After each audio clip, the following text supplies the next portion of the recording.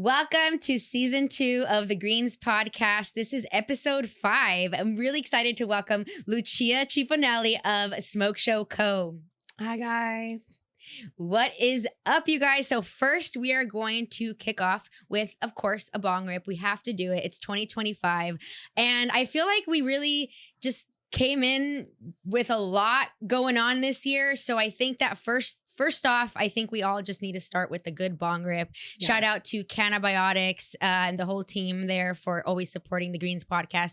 Today, we are session on, let's see, what are we session on today? Tropicana. Love the artwork here. So shout out to them for the Tropicana. And I got you a nice bong prepared, nice and clean. This is actually one of the favorite bongs that we have.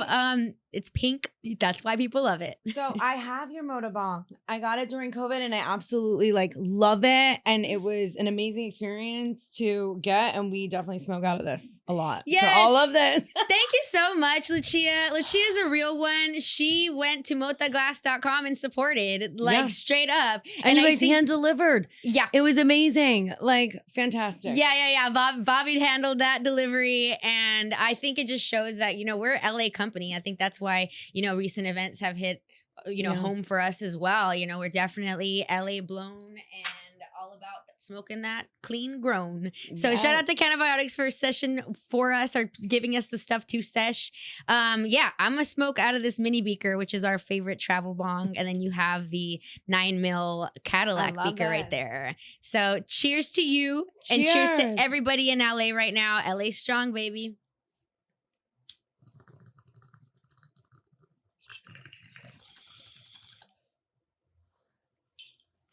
Delicious. I taste the tropical notes on it. I was like, it's taking us out of LA to the tropics. Right. I think the pineapple notes. Do you get pineapple notes a little bit? I get a little of that and a little citrus. Yeah. So delicious. All right. Well, let's get into it. It's been a wild week and a half. Before we get into the topic, first, share a little bit more about who you are, about what you do in the industry.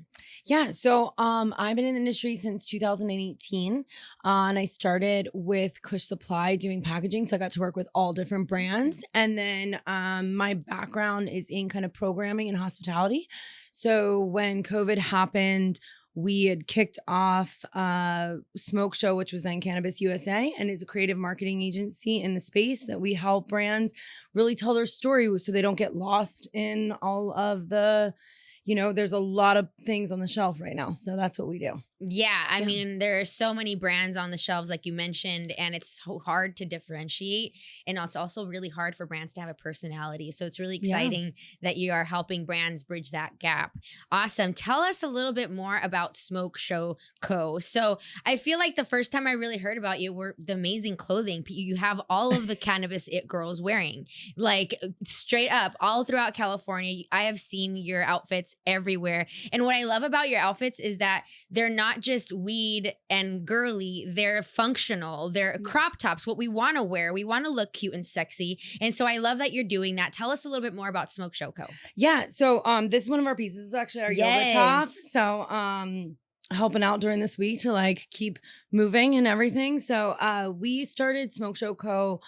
Really as a gap in what I saw for us women. You would see something that was one piece that had cannabis on it and it was $400. So it was how do we do something as well as show what we can do on the marketing side? Because we can do private label, we can help design. We design all the prints. I do it with my mom. Yeah. So that's do it with your mom. Yeah. I love that. So my mom's been in apparel for 40 years. And so she helps with all of the manufacturing.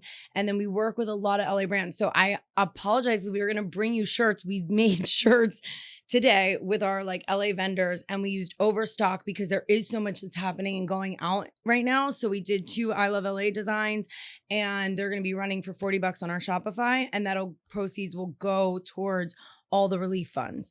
So you'll get a mystery kind of box. You don't get to know a color or what it looks like, but you tell us your size. And we used what we had because I think that we've all seen over the past week and a half that there is a lot to give, which is amazing, but we're all working on it. So Smoke Show really was for the ladies because we didn't have something, and it's really bright. So you can see it everywhere, which is kind of nuts. But yeah, so it was really to make something that we could feel beautiful in and part of what we do. And I think that's kind of how all of this progressed into what we're doing is make people feel really good. Oh, well, Yeah. I love that you guys really came in with that mission, because that's truly what I've seen. You know, a lot of girls, like I said, they want to feel sexy, want to feel pretty. And also, I think that, you know, the stereotype of people who smoke cannabis are not those things, Yeah. you know? And so I think you're really helping to dismantle that through fashion and all these great things that you're doing. So thank you for sharing. Thank you for being here. Not only here at the Greens podcast, but in the industry. I think your light can be seen. And so when all this disaster that we have been going through in California, you know, you were one of the people that we saw out here, you know, activating, you know, seeing like, what can we do? So what happened here in Los Angeles? So January 7th, Tuesday, 2025, I got a note from my boyfriend. My boyfriend, shout out to Bobby, co-founder of Mota Glass. He also has a construction company. And so his construction company, believe it or not, works in the Palisades. And so I got a message from him at around 11 a.m.-ish on Tuesday saying something's going on.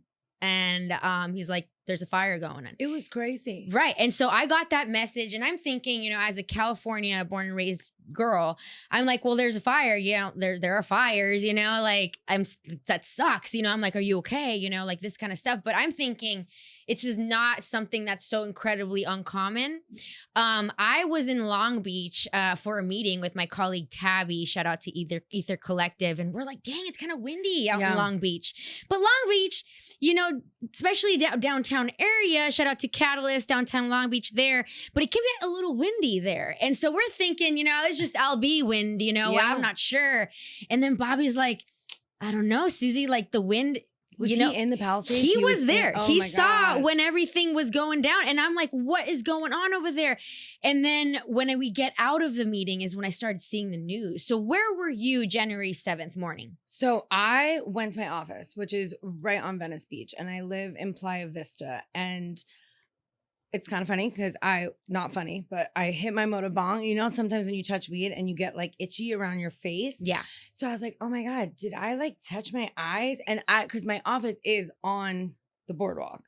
So it kind of just progressed, and like it was nuts to see how the fire and the smoke changed from like each hour. So I was in the office, and one of my friends, she lives in Santa Monica, and she was like, I can see this. Like, you need to leave the office. Like, you need to go. Because I was like, I don't really know what's happening. And then I went outside, and when you saw it, because the sky was so blue and there was just smoke that cut through it, it was like, all right, this is not normal. Right. And, you know, it's, especially in the cannabis space, like what's so crazy is all the calls that I've had with like NorCal people who have been through this and who have felt this. There's so much like of an impact of people that are like, oh yeah, I've packed my bags. Like, my VP, Mike Hassel, he lives in Ventura. He had to evacuate a month ago for his kids got evacuated from their school. So he had to leave to go get them. So it's like, this is something that's, you know, happening throughout California. And it was to see it that close. And then like the Runyon Canyon fires to me was when it was like, oh my God. Yeah, right? Because it was Runyon Canyon. It's Runyon Canyon when all of the cute LA dogs go to prance around. And, you know, people talk shit and say it's not a real hike. It's just like a glorified walk. But it's close to home. It can't get more close for LA people, I was like, right? please, not the Magic Castle. No, you leave the Magic Castle alone. And so it was really tough to see, like you, to your point, so quickly, right? So quick. So I think I heard reports saying that the acres burned so quickly where it was hundreds of feet per minute even. And so it all comes down to the Santa Ana winds, right? Yeah. I think they carried it. One thing I read in reports as well as those embers, you know, there could be a fire that even if it's put out, if an ember, anything goes, right? A lot of those embers were flying and catching a lot of trees on fire, and folks kept asking, how is it that a fire can spread, from different sides of town, those embers, it's one of those reasons, The palm trees were at like a 40-degree angle with the wind. So you're like, there's no slowing this down. There is no slowing it down. And, shout out to all of the brave fighters who have been out there risking their lives to protect our communities, but they're out there trying their best, and they can only do so much, right? And so what I've been hearing is the death toll rises to 24 as LA crews race to contain historic wildfires. So it's been crazy to see that. As you said, California is not new to wildfires, but this right here, we're an unprecedented area, because we just haven't had that happen. So according to USA Today, wildfires have ignited across Los Angeles and have left a trail of destruction, killing at least 24 people and destroying thousands of structures. So that was as of Sunday. I have heard upwards of 18 people being missing still. So what are your thoughts when you hear of, this kind of historic, impact on California? How long have you been in California? You born and raised yourself? No, so I'm from the East Coast originally, but I moved out here in 2018 to work in cannabis. And my sister had lived out here. My dad lives out here. And so always been back and forth, and then lived in San Francisco for a little bit. So so you kind of been hearing. So when you talk about hearing people living through wildfires, you kind of get the whole scope of NorCal and SoCal as well. I had friends who lost their home in the Paradise fires. Wow. And even just again, talking to people in the industry, like our biz dev guy, he's from Santa Rosa, Gavin, and he's had to do it. And so it's like you're having these conversations and you're working in the midst of what is all this is happening. And I think that the destruction is just, the Palisades is pretty much gone. What was Malibu and those historic the black house next to the colorful house. I think I've seen that meme for years where it was me in the morning and me at night. I've seen countless of ways that to express that meme, but to know that those houses are just gone. I haven't driven there myself. I haven't done it yet. And I'm I'm on the west side, and I just think it's really hard because I think it's similar to almost like COVID, where it's kind of this mass chaos, but you shouldn't be outside. And so what we all love about California is I'm going to go outside. I'm going to stick my feet in the sand. I'm going to go in the ocean. What we do. Yeah. And every time I've thought oh my God, I'm going to go drive up to Malibu. I'm like, oh my God, that's not there to do right now. It's I think California is very strong, and we've seen it with the amount of how the community has come together. But my dad taught at Palisades High School. We've talked so I went there not to go visit him, and it's just, I think when you live in California, the people that are from here and even just people that have been here, you have these memories of all these different places. You think of the Magic Castle, Griffin Observatory, you see Runyon, and you're like, okay, everyone's heard a story about Runyon. Everyone's heard stories about these things and the memes. And it's you're just watching it, and I don't know. I just thought, oh my God, what do we do? Yeah. What do we do? What do we do here? And, even now, hearing reports that it's only around 20% contained, the Palisades fire, it's crazy to think that it's been over a week. And it's how does this happen? Well, I think that people are discussing that right now. Yeah. How did this happen? What do we know about the Palisades fire specifically? So in this article here by CBS News, they're saying that, 23,000 acres and killing at least 8 people is what they report. This was back in a couple days ago on Sunday. They're saying basically that potentially, allegedly, that there was a firework that went off for New Year's Eve, and that there was a small fire that happened around the area, and that it was put out.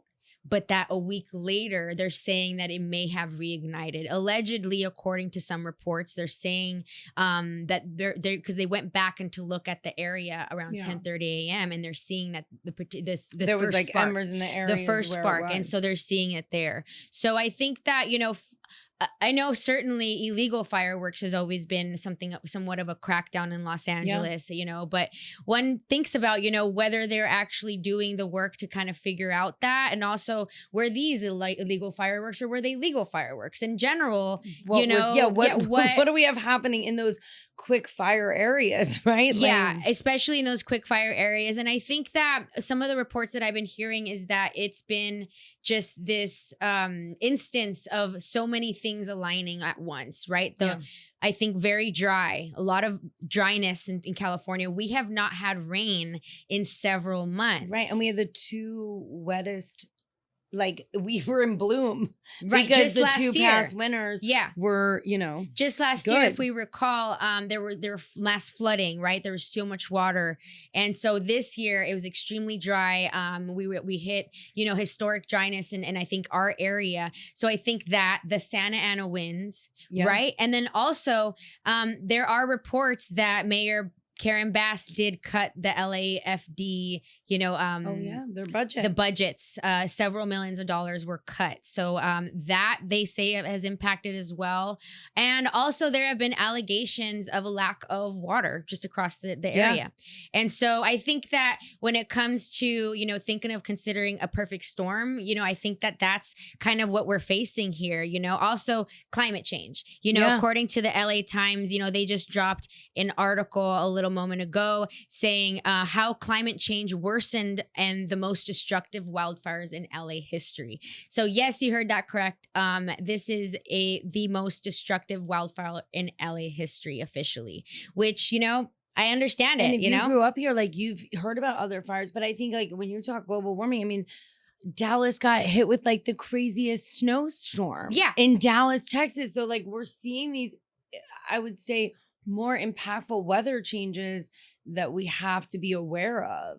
Yeah. And if NorCal can burn, SoCal can burn. And how do you avoid that as a whole? Like, how do you, if this is a like brush fire state that can be, that's where I think things. Yeah, I think those kind of questions are actually happening. And some of the reports that I've seen have been very interesting because there are some people who have come forward and talked about how they were able to save their homes. And like there's one military veteran who talked about how, his biggest focus was those embers. If they fall on the roof, putting them out completely. So he talked about getting these specialized, sprinklers that go back and forth and could help and having them there. I know Bobby, he went to the construction site and they were wetting down leaves around. Oh my God, just to make sure. To make sure, constantly wetting the surroundings. And I think that there are reports of a lot of people who did not want to evacuate. They wanted to try and save their homes. And, I think that, personally, I do believe that, if there are evacuation orders, it's important to listen to city officials and have, your bags packed, if anything's necessary. But I also do believe in doing what you can to save your home. Right. Yeah. I'm fortunate that we did not evacuate, and I couldn't imagine what anyone felt when this was happening. Yeah. Because as we all watched how quick it did move, if someone was saying, stay in your home, not be in your home. I mean, they, even with the like false alarm, when everyone got it, it was like, okay, what's happening? False alarm was pretty scary. It was like, oh my God. That false alarm was something else because, I, was reaching out to obviously keeping in touch with my boyfriend and my boyfriend Bobby. And I'm like, we're good, right? Like I was telling him because, the wildfire is not about to be crossing the freeway, right? Because I was like telling him and I'm going to him like, right. And Bobby's like, yeah, I think we're good. And then I get that message right away. And I'm like, you said we were good. Right. Because, and I don't know how anyone would react in those situations. Yeah. I think, I don't know. I'd probably be prepared and not be prepared and then forget what I needed, Yeah. I think Heidi and Spencer Pratt, right, from the Hills, their home unfortunately burned down, and she did an interview with I think the Today Show where she mentioned kind of having a moment of freezing when they had to pack, when they was like, okay, what do I even pack, And I think that this is a big learning lesson for a lot of us out there, that question, don't wait for an emergency to Right, have like those what questions. what would you have ready to go? Exactly. And for with my agency Night Shift Digital, we opened it's going to be 10 years ago now. We opened in 2015 servicing clients with digital marketing and social media management. And one of the clients that we had many years ago, First My Family, shout out to them and their entire family. They were a company that specialized in emergency preparedness kits. So a lot of the marketing we did was urging folks to what to do, how to pack it. So I happen to have that. You have the perfect emergency. You have to tell us all. Not only that, but Bobby is a military veteran, and so we're just happen to be, you guys good, have it like good in terms of preparation. But that's something that I urge people. You should have a backpack ready to go with enough items for 3 days. So water, snacks. You want to make sure you're having cash, and you're also having blankets. Those foil type of blankets. Medicine. I think that for those of you guys who deal with like diabetes or other kind of specialized, things where you need medication, like you don't want to be have your stuff. Looking through the bathroom drawer, being like, oh, what do I need? Well, I also, like a lot when I was like thinking of like what to do, I ran across like a couple articles, and one woman who had been impacted by a fire, she was like, here are the things, like if you do panic, grab your dirty laundry. Yeah. It's stuff that fits you. It's stuff that's in season. When she had to be evacuated, she's like, I grabbed sweatshirts and it was 87 degrees or whatever it was. So she was like, you do kind of go into a freeze. Yeah. So she was like, grab your dirty laundry. That's going to have the clothes that you wear all the time. And then so I started to kind of pay attention to like people that have been through it, because I just couldn't imagine like what would make the easiest thing for all the people that are facing this. Yeah. And that like stuck out to me, because I was like, okay, grab your dirty laundry. That actually sticks out to me too, because that can actually help you with your freeze, brain aspect of it too. Is just like, what do you wear every day? Grab that, and also just I think one thing that is heartbreaking is having a lot of hearing about all the people who lost family photographs and that sort of thing. So I think remembering to go digital as much as you can, or having that together, right? Like it's, having that together. I think that, back to the topic of like, whose fault is this, what's going on? I think that it's like human nature to try and blame something or blame someone, to be like, this was your fault. So according to recent reports, petition demanding LA Mayor Karen Bass her resignation over fire response, it has reached over 152,000 signatures. So I think that I know that one of the Kardashians, I think Khloe, called her out as well. And I think that a lot of people have called her out specifically because she was in Ghana when the fires broke out. So people are saying like, your city's burning and you're overseas, going to an inauguration of a president, that is not, affiliated in some way. So I think that there has been significant backlash, and I think that this petition, the petition points to Bass's diplomatic trip to Ghana, which left her out of the country when the fires erupted. It also criticizes the city's preparation and resource allocation, including water shortages and understanding the emergency services. So one person here said, families have been displaced, homes destroyed, the livelihoods shattered. Yet Mayor Bass has been absent from the front lines, the petition reads. So hearing this petition and just being an LA resident, what do you think in terms of these calls to action to have her resign? So I think a big thing is, when you're the mayor of a city, that's your city. And knowing that the Santa Ana winds were coming and what was happening, like, to me, it's preparation, like you said, right? Like, it's like, was our city prepared for this? I don't think anybody could be prepared for what happened. Like you said, perfect storm. I mean, we all watched it and witnessed it like a movie out of Hollywood. Like, it was wild.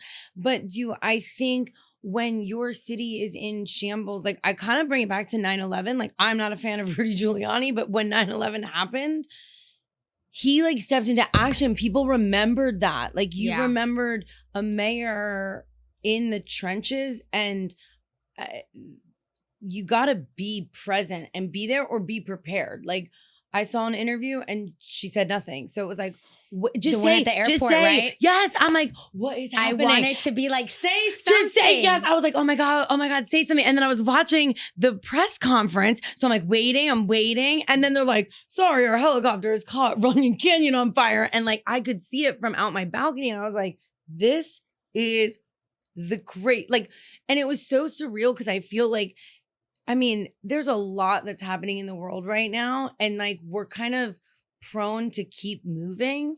So it's like, Yeah. oh, okay, this is happening.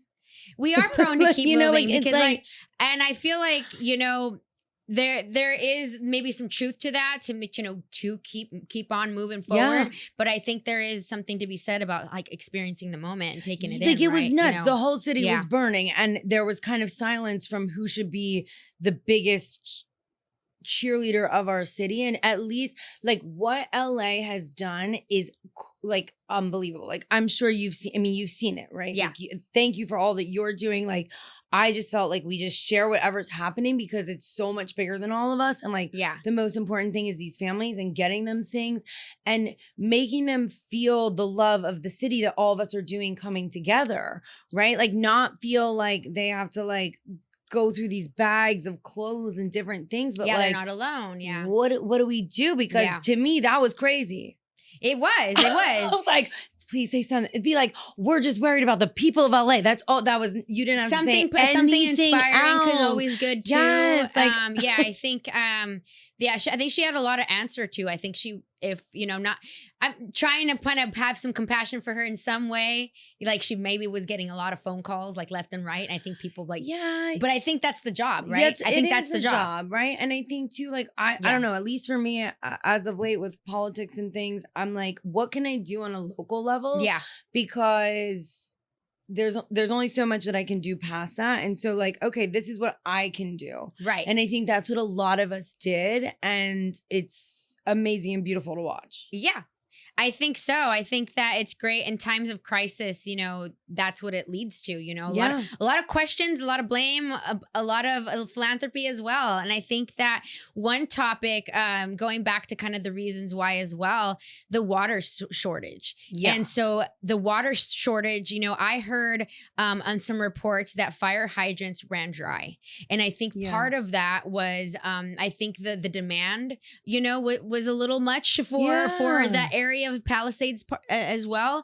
I think that from what I heard that the city can only handle so much, and I think that the fires were spreading at such speed that they were not able to get enough water. However, there have been some theories regarding water shortage in general, and particularly when it comes to the Resnicks.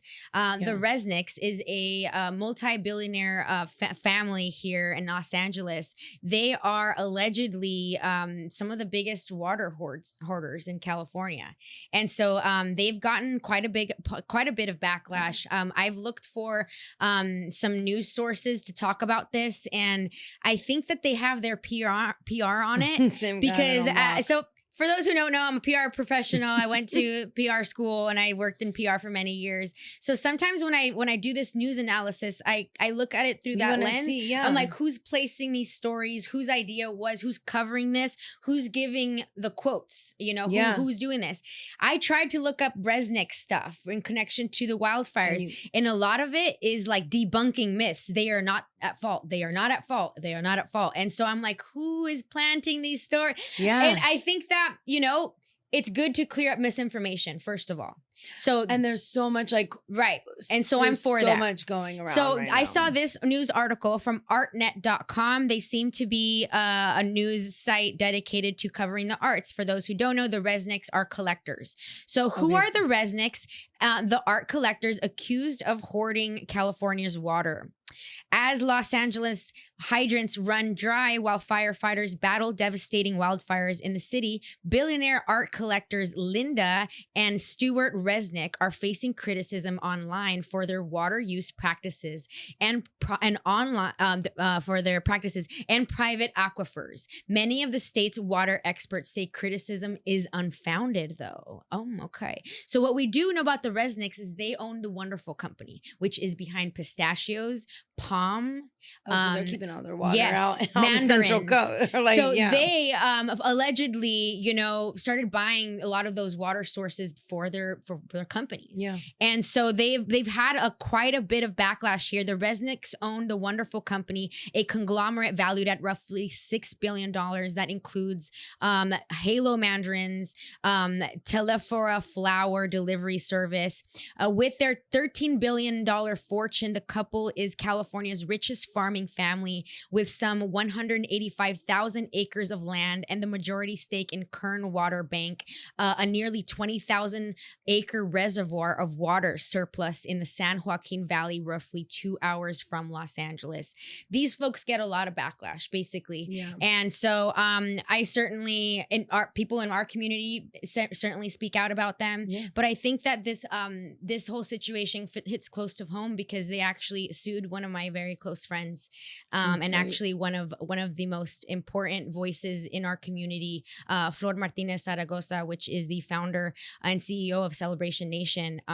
Who we support a lot. Yeah. And I think hearing these things and these allegations, whether they are unfounded or not, I think speak to, something greater here. And I advise all those people to read up on the Resnicks, read up on the truth about them, not anything that's misinformation or misleading. But I think there's something to be said about their hold on a lot when it comes to farming. And I think that people with that kind of power need to be kept accountable. Well, I think that's the big thing, is keeping them accountable, because how do we as a state, a nation, right? But like with all of where we're at, like have some kind of guidelines and regulations around that. Because even in the cannabis space, we know that people couldn't get water because when there was droughts and up in Humboldt, people were literally like taking water drainage as if they didn't have catches from like the rain and whatnot, because they weren't able to access water for their farms because it wasn't considered, agriculture. So I feel like the farming industry in general needs to have a better regulation, because what we just witnessed is not something that should be happening at all. And climate control is going to also affect our agriculture and what we are building. What's happening with all this fire and smoke that's coming into the air right now and is going to be in all of this. Like everything that burned down is not good for us to be breathing in. Like there is a lot more around, I think, the aftermath as well of what this is going to do. And we have to collectively hold people accountable that had something to do with this not being as, I guess, concise as it should have been. Yeah. I don't know. But I also look at it as like, this is literally a natural disaster. Right. Regardless if it's a firework or not, all of LA just went up in flames. Absolutely. And so it's like all the pointing of the fingers and all these other things, like that can happen. But how do we fix this? Because this is wild. Right. What, Pointing of the fingers can only go so far. How do we make sure that these regulations and what we need to do, because this is just the beginning. Yeah. It's only really the beginning. So I think that the thing that, really I look at is misinformation, right? Yeah. Like get to the truth here. And so I think that this topic of the Resnicks and their hold on farming and water is something that people should learn more about and learn the truth about. And I think that, it's unfortunate seeing folks with a lot of power wielded against, people who speak out. And even with them with farming, like people, you want to know where your food comes from. Yes. Eggs are $18 because of like bird flu right now. Mm-hmm. So if like these are the people that are growing all of our plants and are not respecting farmers or the agriculture or what needs to happen, like that's also where your food is coming from. Right. Like, so it's like, care more, care more. And I think that, I definitely want to appeal for them dropping the lawsuit and leaving her alone. I think that this type of dynamic of large companies going after, people who are advocates is something we see often in every industry. Yeah. And I think this kind of dynamic is so harmful for a lot of people. And so we'd certainly love it if they left our friend Florida alone and went back, and everybody went back to doing what they do best. Yeah. I think Flor is one of the great activists and community leaders of our time. And having this has affected her, has affected the work that we're doing. Yeah. And it doesn't need to be happening. And ultimately, you know, people need to learn the truth about these sort of topics. So I think that, you know, it's switching back to kind of like the wildfires in terms of how people have been activating across the state. So shout out to Rochelle Gordon of Green State. She covered a great article about people really doing great work. And I think before we get into kind of that, I want to touch on a little bit more about what people need to know before we move on to the great work that people are doing. Let's talk about what people need to know. One, air quality. The air quality is terrible, you guys. Make sure that you are using masks if you are near the affected areas, not the surgical masks that the 2020 vibes. We're going N95. We're going, I believe it's P100. They're masks that have a seal. So what I've been seeing in reports is that a lot of the times, you know, you may get some good coverage with the regular masks, but then you move over to the next and then you're completely exposed. So a big reason that people are pushing for the N95 mask is to get that seal across the nose. On the face. Right. And so make sure that you are wearing your masks if you are near the zones. That's something people got to know. Also, I want to welcome someone to the Greens podcast here. We have Dana Cisneros who is an amazing cannabis attorney. She's also a friend to the Greens podcast. She recently spoke to FEMA and has a lot of great information to share with us. So we're going to invite her on the show momentarily. Okay, we're coming back on with Dana Cisneros. So we're going to hand it off to her to let us know a little bit more. So she just currently underwent a FEMA training. Share with us a little bit more about what we need to be knowing post-wildfire relief efforts. Okay, so I did undergo a training for FEMA assistance, specifically for lawyers. There were 1,100 of us on the call last night. It was hosted by Pepperdine Law School. And they, one of the things that I thought was really amazing that just said to me, you're in the right place right now, was that there were 1,100 of us on the call. And the first sort of topic that they addressed was reminding us of something that we all learned in law school, which is that we're called counselors for a reason. And it's because people come to us with their problems, and they wanted to remind us that FEMA is written for laypersons to be able to navigate the process. But like you guys were talking about earlier, you freeze, you don't think clearly at all in the height of an emergency. And so a lot of people just need some hand-holding and just help. And which direction do they go? Because they're distraught. They've lost everything. They've lost their homes. I think a lot of people lost their pets, which I just can't even imagine.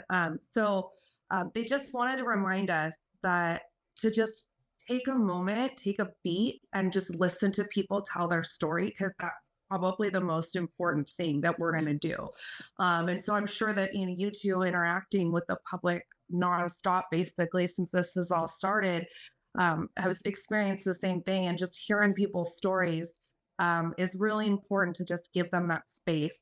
But in terms of things that people should know, the most important thing to know about FEMA in terms of the individual assistance and individual and household assistance is that insurance comes first. So FEMA, if you are seeking assistance from FEMA and have not made a claim with your insurance company, they are likely going to delay processing your application. They want you to contact your insurance company first. They are not the first line of defense. The $770 that FEMA does authorize to be issued to people right away, people can use an app. They can download an app on their phone and actually apply for that. It's important to have your bank account information handy so that they can actually do a direct deposit. We're hearing that it's approximately 24 hours from applying. And wow, so that's pretty fast. That is pretty fast. Well, this is because people need to brush their teeth. And that $770, I don't think anybody thinks is going to go a super long way, but it's going to get you some basic necessities and food in your stomach and things like that. There are different buckets of coverage that are available to people. And the housing bucket is going to be really important. That's going to deal with both the very short term, like a week or two for staying in a hotel because you've been completely displaced, to the 6 months that you're going to need coverage for to spend in a temporary housing situation. There's coverage for renters. That's important to know as well. However, it's important to make sure to note the unit number in the application if possible. The reason being that the landlord may be also seeking FEMA assistance at the same time. And so there's only one address allowed to be connected with such a request. And that's just the way the system is set up. You can call FEMA and they will fix it for you. So if you don't have a unit number or something, it doesn't mean you're not entitled to relief. It just means that the process is going to get a little bit clunkier for you. Because of that reason, you can call FEMA, but you can also go to the disaster relief centers, which are set up all over Los Angeles. And those are intended to be the one-stop shops where people can go. They can get insurance assistance. They can get FEMA assistance and all kinds of other information and things that they may need. And so I think those are like some of the most important things in terms of processing. But I think people should know that us lawyers are ready to jump and meet this moment. I personally signed up to volunteer at Pepperdine. I'm not sure if I'll be selected or not because I'm sure a lot of people are volunteering all over the place. But another place that I intend to sniff out and see if I'm able to volunteer is at these disaster centers because I think that that's where people are going to largely go. This weekend at Santa Monica College, the California insurance commissioner has set up one-on-ones with the Department of Insurance for people to come in. Insurance, Oh, wow. even to a lot of lawyers, That's is like huge. reading another language. It really And is. so, It really is. A lot of yeah. stuff, especially dealing with lawyers. They say some things, and then it's like, what did they just say? And I can only imagine that Right. insurance is such a difficult process to even navigate. Also, people are dealing with losing everything, dealing with emotional trauma, having to navigate, these things that are just so heavy. So it's really great to hear that they have this support happening in Santa Monica, right, this weekend? So that's this weekend in Santa Monica, both days, Saturday and Sunday. That's And you awesome. can actually call the insurance commissioner's line and set up an appointment. Walk-ins are accepted, but I have no idea what that availability is going to look like once we get to Saturday or Sunday. And just that's 800-927-4357. And you can also follow Mr. Lauren. You'll see he posts every single day. Something else like California is not playing around. They are not going to let these insurance companies take advantage of our citizens. That is not happening. That is, it's good to know that, at least once our state agencies are going to have our back. Yes. And so I love that they're having this. And then the following weekend, the 25th and 6th, at Pasadena City College, same thing. And at Pasadena City College is also one of those disaster relief centers. So if anybody needs assistance there, then that's a good place to go. They have a really good operation there. We actually did a drop off last weekend with supplies. PCC has got it down. They do have a really good operation there, really organized. A lot of folks coming through. They do. Good to hear. Good to hear. So, obviously it's good to have photos, videos, and things of your losses, but it's totally understandable that people may not have that. My family in particular lost their home in the 94 earthquake, the Northridge earthquake. Oh, wow. And I remember sitting down with FEMA and they went through, and it was very interesting that rep was really pulling out of us like every little thing. Well, how many bottles of alcohol broke, and what did you have in your refrigerator, and all kinds of things, because all of those little line items sort of add up. So that's really, again, there's gonna be plenty of people to assist, and I just want to assure folks that at least for me and lawyers like me, we're here. And I mean, I even put out the offer on my own social media that if there's small groups of people and want me to come sit with them, I'm happy to do that, because it's what people need right now. Yeah. Yeah, but like, I'm very lucky that this is my life and that I'm able to practice law. I feel very privileged to be able to do that as hard as I worked for it. I feel very privileged. And, I feel that God gave this profession to me, this brain, this passion. And so I'm going to try to use it to the best of my ability. And so something else extremely important that I wanted to share is that FEMA assistance is actually available to undocumented individuals. Awesome. Love that. Yeah. Yeah. And that's something So- that, a lot of folks in the immigrant community, they just assume and then don't look into it. So listen up. It's important that you guys hear this information. Go ahead and let us know, Dana. So I'm going to read this. This is straight from FEMA's website. It says all individuals, regardless of citizenship and immigration status, affected by a major disaster may be eligible for crisis counseling assistance, disaster legal services, disaster case management, disaster supplemental nutrition assistance, and other non-monetary in-kind emergency disaster relief programs, which include medical care, shelter, food, and water. And so long as one person in your household has status, and it doesn't mean that they have to be a citizen, they just need lawful status, then that will trigger coverage for the household. Wow. And so that was something that we also went over during the training.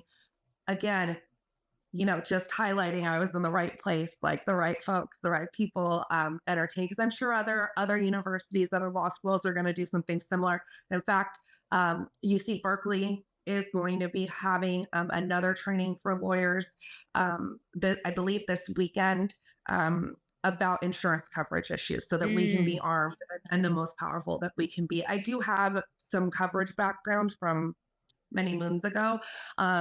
And insurance companies are obligated to give as much attention to finding coverage as to not finding coverage. So we do, the insurance companies have been warned already about bad faith conduct. I love it. You have been warned. You have been warned right here on The Green Show. Thank you so much, Dana, for your time. Where can people find you if they want to contact you for your work, for more advice? Sure. Yeah, they can just email me. My email is dana@cannabiscorplaw.com, and our phone number is 714-676-9045. Awesome. Well, there you go. You have all the deets to hit her up. Thank you again for your time and your expertise. You definitely are doing what you were meant to do. Thanks for having me. And thank you guys both for doing what you're doing. Man, it's so important.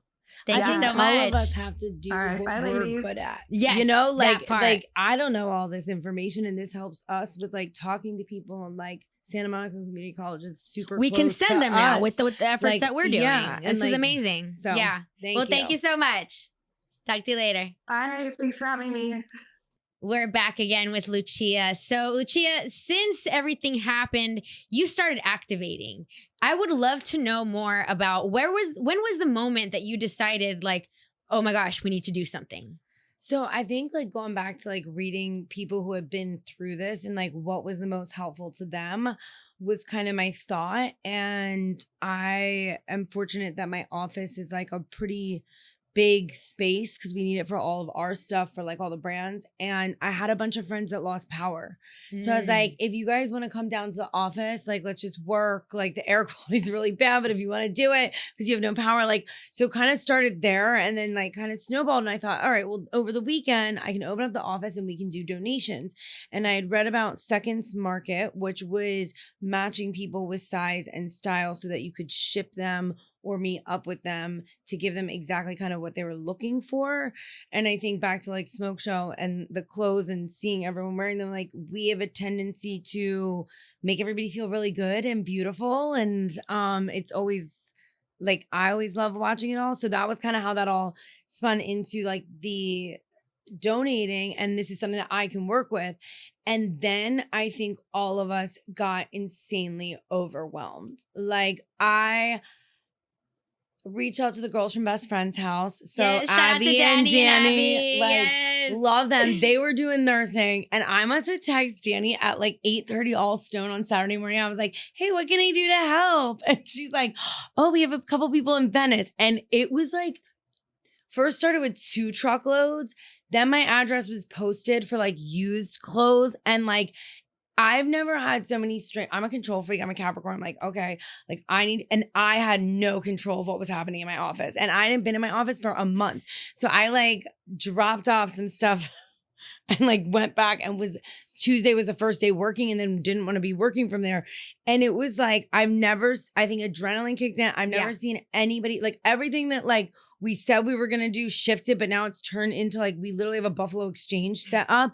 It's so organized. We curated outfits. So like if anyone knows anyone who needs to come shopping, we're going to have breath work. We have a DJ. Like we want to just make it feel good because there's so many people. Like I talked to a woman and her daughter who like the girl was a freshman at UCLA and her entire kindergarten class, like alumni had all been affected by this in the Palisades. So I'm like, okay, people need to feel good. Like, I don't know what else to do. So we got through like a lot of clothes. The girls drove stuff down to Pomona to like a men's home that had burned down that they had been in a hotel. So we were able to get them men's clothes. Like, and at this point, it's kind of like, what comes in and what comes out because you're doing this on like a major level with like U-Hauls and like, you know, and so I just think any part of it is impactful, but like seeing the amount of stuff is it's a lot. It's a lot. Like, crazy. I mean, I've been seeing the news reports of so many, you know, just Santa Anita Park, that situation, right? The Rose Bowl. And you're seeing just so many pallets of people giving. And I think it's a testament to LA, you know, showing up. But yeah, so our efforts with Celebration Nation and Imigo, you know, we are the largest Latino-led effort in the state. You know, I mean, no, it's amazing. You jumped in the same time. Like, because I was like, here's Susie's stuff. If people on that side of town, go there. Like everybody go here. Do it was like everywhere. awesome. Go where you can ultimately, right? Yeah. Well, thank you. Yeah. I mean, I think when we started, like I said, Bobby let me know when the first fire started. Yeah. And I think I kept an eye on it. And once I saw it kind of like, okay, become a situation, I hit my girls over at, you know, Celebration Nation. And I was like, yo, what's happening? It's time. It's time that we do something. And all the girls, you know, we were like, okay, let's go. We were like the Latina Powerpuff Girls. Like, let's I saw you. I'm like, oh my God, she looks so good. You're just like out there talking. I'm like, I don't know what to do with all this stuff. It was a lot. And, you know, Celebration Nation, you know, that organization was born out of fires. Our founder, Celebration Nation founder, Flor Martinez, you know, it was during the big fires in NorCal where she kind of brought attention to the fact that, you know, people were talking about the toxic air quality, but so many farm workers were still being forced to work outside. Yeah. So she brought awareness to that situation, went viral, and turned that viral moment into an organization that has been advocating for Indigenous and Latino community ever since. And so Celebration Nation has really been at the forefront of a lot of this issue, a lot of different issues that impact the community. But Imigo, founded by Maggie Bet Mendez Fuentes, so she is the founder of Imigo, which is immigration services, a lot of outreach to a lot of immigrants and those in the Latino community. So I think we just joined forces at that time because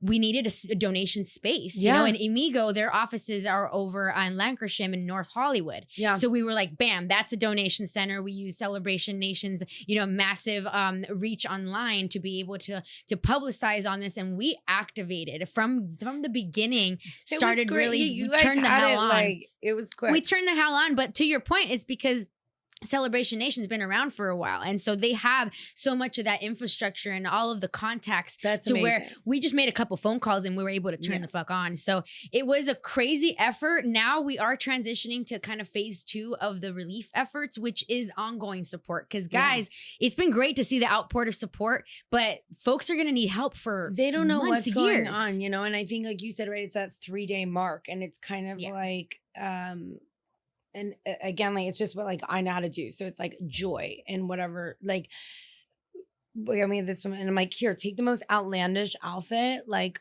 cause they're all looking for like athleisure, yoga. I don't know what to do. Like, give me a sweatshirt. And I'm like, we'll give you all that stuff, but like, feel like you're gonna want to wear this. You're gonna want to feel something that like doesn't feel like a task right now. Like everything, I'm sure, feels like such a task. And so, how do we alleviate some of that? Yeah. and get them things that they need. Normalcy and things that makes them too, feel right? good, right? Yeah, like something like I'm going shopping. Like it just happens to be inside of a cannabis creative agency. But I'm sure But with your eye, and- I'm sure you transformed Oh my God, into oh my God, yeah? we had so many amazing girls. JoJo Snap stepped up because she raised a bunch of money at Astor Club. And I think that's what's really huge is that a lot of independent people, like you said, you called your girls. It was kind of like this like outreach.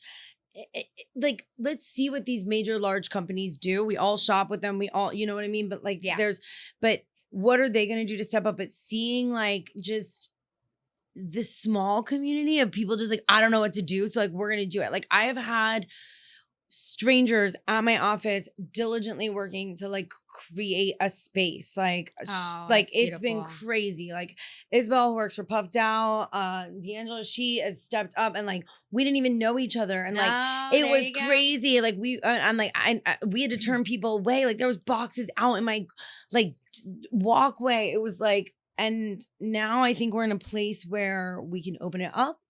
And like you said, like, it's like, do we just package these up for outfits so that like, if we hear of something or do something. So I think that's what the big push is right now for us is curated boxes of the donated clothes that we have. And then this shopping experience this weekend, if anyone has been affected to come and have something to do, yes. but also like something that helps you feel like whole again. I think that to your point, like, I think that a lot of leaders are stepping up, but a lot of companies are kind of like following suit as well. I want to give a special shout out to Catalyst Dispensaries. Yeah. So we have worked with Catalyst in the past doing a lot of advocacy work. And when they saw I was doing stuff, Catalyst Cares was like, Susie, you know, let us know what you need. And we ended up turning their Pomona location and the Bellflower location, which is two of their locations that get a lot of foot traffic. Yeah. They're very popular shops. So we turned them into donation sites and people started coming in with good stuff. Good. Dude, Catalyst shoppers, they give the good stuff. Name brand, really good quality stuff. I was like, okay, Catalyst community, Catalyst Army came through. Catalyst came through. I heard from my girls that the Weed Maps bus came through to Amigo and they just saw the giant Weed Maps bus giving out massive donations to the org. I think that they're doing stuff with their employees where like if they can do good that there is room to do that. And I think that's huge. Is like if you can companies give realizing your like employees the opportunity or days off to donate, that's huge. You know, we're all living in this and it's crazy to watch firsthand. And so it's been very difficult for me to concentrate. It is because especially too, because companies will email and be like, how can we get involved? And I'm like, oh, that's cool. Oh, this person's messaging you. So it's a lot all over the place. Also want to shout out to Puff Dow, you know, Ashley Belzo and her partner. They came to Amigo and gave a lot of support. They gave donations, their time. Originals Family Farms came through. Shout out to Nina. They came through with trucks helping to support, you know, Cannabiotics donations came out. They're also doing a really cool thing with Cornerstone Wellness. Cornerstone Wellness, for those who don't know, right near Altadena, they were right on the border, near Pasadena. Like they are at Eagle Rock, which is right nearby. A lot of the Cornerstone Wellness customers have been impacted greatly. Yeah. So what they're doing over there is they're putting together these wildfire relief care packages. And so Cannabiotics is part of that. Bloom is part of that. Bloom, shout out to Bloom, Casey, and the whole team. They actually came down to volunteer with us too. And they're part of Cornerstone's Wellness fire relief care packages. A lot of cool brands involved. I saw on top of CBX and Bloom, I saw Radical Herbs. I saw Jetty was a part of it. They're announcing it on social, so be sure to keep up with them. But a whole other companies have gotten involved as well. Shout out to, again, Rochelle Gordon from Green State. She came up with this really cool article just covering what the cannabis community is doing. And so Catalyst, like I mentioned, are helping our efforts, but they also mentioned that Sweet Flower is offering a $10 gift card to customers who bring supply donations, amazing. Right? So you guys are listed here in the article too. Shout out to you guys. All your efforts are highlighted here. Also, Best Friend's House is shouted out, as well as JoJo Snaps and her contributions here. THC Design, they teamed up with Planet 13, Wonder Bread, and Relief Stores to launch a community relief drive, which is awesome.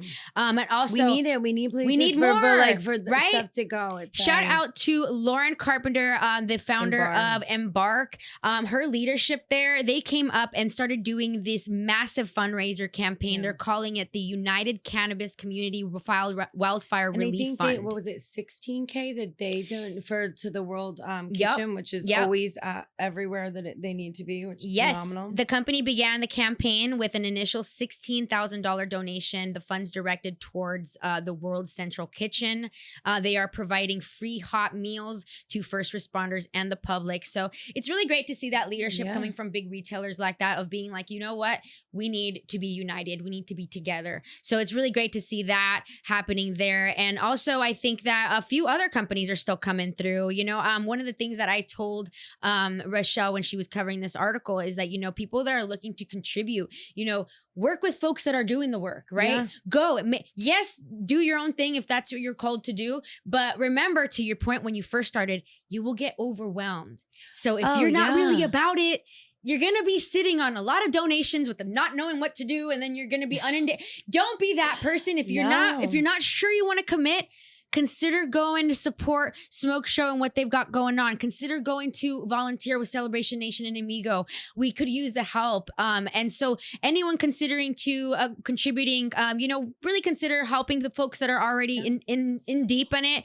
And also cannabis journalist Jackie Bryant, she gathered an extensive, easy to navigate list on resources on how to support. You can also shop with the cause. Shout out to American Weed Co. They are donating profits of their gummy apparel sales of the next month to support the LAFD. Puffco, I guess their latest merch drop, they're going 100%. They're going 100%, guys, which is also great to see. Raw Rolling Papers, they donated 10 grand to Milo Sanctuary, a Los Angeles-based cat rescue, which awesome. That really breaks my heart because so many animals have been affected by this wildfire. I mean, it's crazy. One of our ambassadors, she's amazing, Norris, she's been working at our shop to help, but she fostered a dog and also went and helped transfer 60 cats and dogs because everyone's overflowed. So like, and I think that's what it is. It's like, do what you can, do what you're capable of, because this is super heavy. And like, just understand that all of us here are trying to do the best that we can. Like, I tend to overdo it and take on a lot.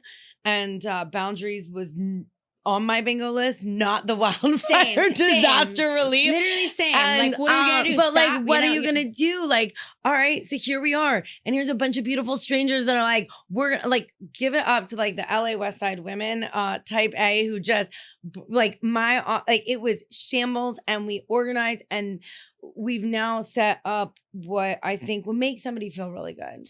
That's what it's about. That's what we need right now. You know, we need safety. We need to feel good again. I also want to shout out the folks over at 40 Tons.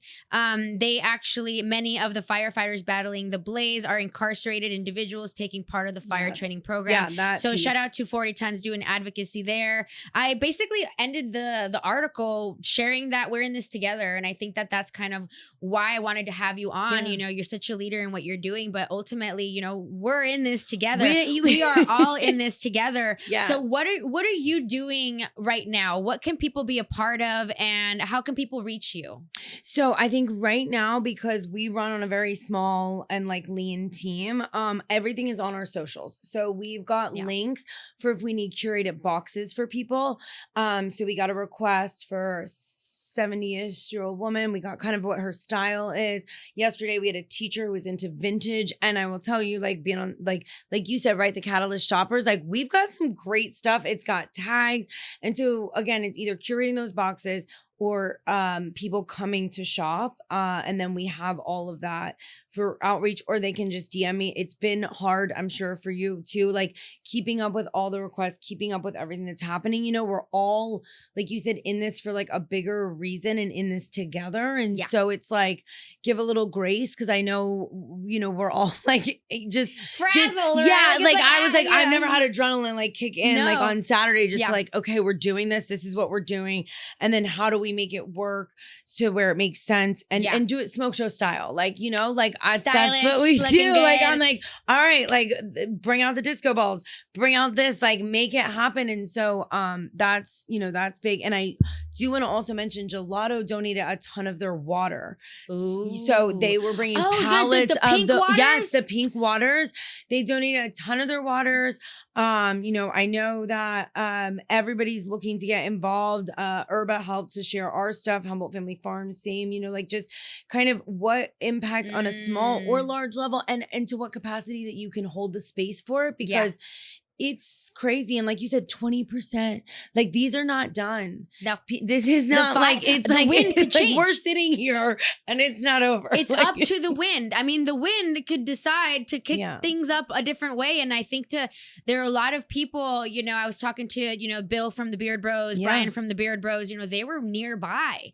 Like the fires were circling around them and they were like, no, we're fine. Like, and then I hear Brian, nope, I'm out in NorCal. He's still in NorCal. Yeah. And so I think that, it hit very close to a lot of folks. Also, Angela Chang from Kana, she did post, she had to evacuate. Our heart goes out to you, Angela. You've been in our thoughts. So, I think there are still a lot of ways to get involved. If you guys are looking to get involved, hit up Smoke Show, hit up her page. And also we could use your help over at Celebration Nation and with Amigo.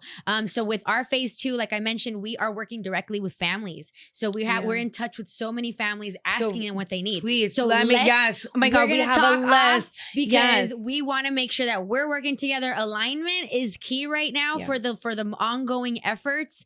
And I think that we're gonna rebuild supporting these small businesses because Pizza Girl is a pizzeria down in Venice, and her family lost their home in Malibu. She has been evacuated, and she has been delivering pizzas every day. Yeah. So you can actually go online and you can donate for pizzas, but like order pizzas if you live in the area. Like still support the business because that's all going towards what a really she's good point. doing. Like so it's like all of these people are like putting our lives on hold because this is a bigger matter and not to like promote, but like yes, promote Pizza Girl and Caroline who's doing this stuff and these small businesses that are like, I'm gonna do what I can. But like you said, the aftermath and like how when we see who's doing stuff, go and shop at those places. Go and support. That part. Like I really want to hold a moment too for Ivan Vasquez from Madre Los Angeles. Yeah. He fed all our volunteers. And I was grateful, but immediately I was like, go to Madre Los Angeles, go have some brunch. Yes. We have to remember to thank the people who are volunteering as well. And like all those volunteers that have been coming through to Amigo to help with Celebration Nation and our efforts there. We've been having upwards of 40, 50 volunteers per day come. It's great. And I'm like, she donated pizza to us. We weren't even like an organized, like it was. Like people in my office. Shout out and go shop at Smoke Show. That's what I'm saying, guys. Like that's where it's like find the people and just continue to see that that's what you want to support because that's what the community of LA is doing. Like luckily we're like we are who we are in LA. So people got great clothes. There's clothes with tags. People are creating, they're sharing this. And that's just kind of what we know to do. So, Susie, hats off to you for diving in because I saw it. And I think that's what everybody just like all these articles, everybody coming together. Like my name should not be between Catalyst and Embark. And it is because we're all doing that. And so it's nice to see as we enter 2025. I like to say it started on the full moon, wolf moon. Great. Okay. We're not starting on the first. We just skipped it. But like, there's a lot that's happening. So let's make it better. And thank you for your leadership. The cannabis community, we came together. We do what we always do, come through, burst through stereotypes. And I think ultimately we are doing good. And so thank you for your work. Thank you guys for helping and signing off.